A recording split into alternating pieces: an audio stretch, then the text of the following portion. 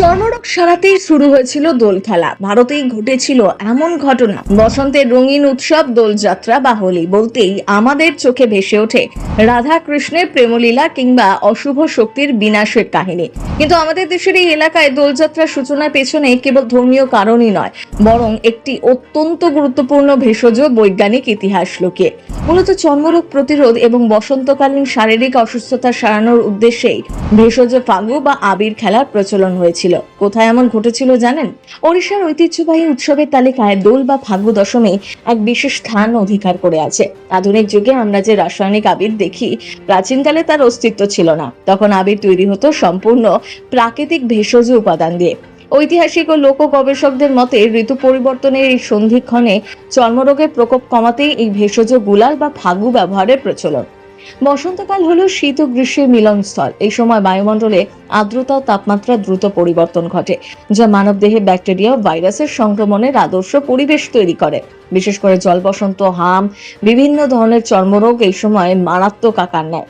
ওড়িশার প্রাচীন চিকিৎসকরাও লক্ষ্য করেছিলেন নির্দিষ্ট কিছু ভেষজ উপাদান শরীরের সংস্পর্শে এলেই ত্বকের প্রতিরোধ ক্ষমতা বাড়ে। প্রাচীন ওড়িশায় দোলযাত্রার আবির বা ফাগু তৈরি হতো মূলত ভেষজ জিনিসপত্র দিয়ে। লাল ও গেরুয়া রঙের জন্য ফুলের পাপড়ি শুকিয়ে গুঁড়ো করা হতো। পলাশ ফুলের রস ত্বকের ক্ষত সারাতে এবং সংক্রমণের বিরুদ্ধে লড়াই করতে অত্যন্ত কার্যকর। অ্যান্টিসেপটিক হিসেবে হলুদের ব্যবহার সর্বজনবিদিত।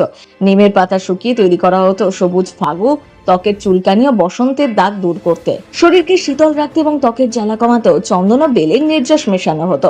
ওড়িশার ভগবান জগন্নাথের দোল উৎসবের একটি অবিচ্ছেদ্য অংশ হলো ভেষজ রঙের ব্যবহার। মন্দিরে দেবতাকে ফাগু অর্পণের পর সেই প্রসাদী আবির ভক্তরা একে অপরের গায়ে মাখতেন। মনে করা হতো এই পবিত্র ফাগু শরীরে মাখলে সারা বছর কোনো চর্মরোগ হবে না।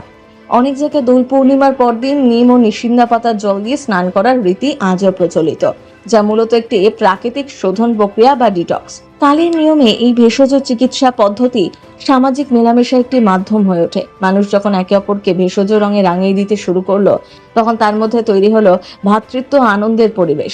ওড়িশার মেলান উৎসব বা গ্রাম বাংলার দোলযাত্রা সব জায়গাতেই এই রঙের খেলাটি আসলে শরীর ও মনকে সতেজ করার এক যৌথ প্রয়াস।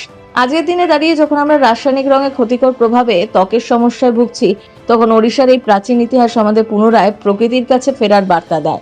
দোলযাত্রা কেবল রঙের উৎসব নয়, এটি প্রকৃতির দানকে গ্রহণ করে শরীরকে রোগমুক্ত রাখার এক মহান ঐতিহ্য।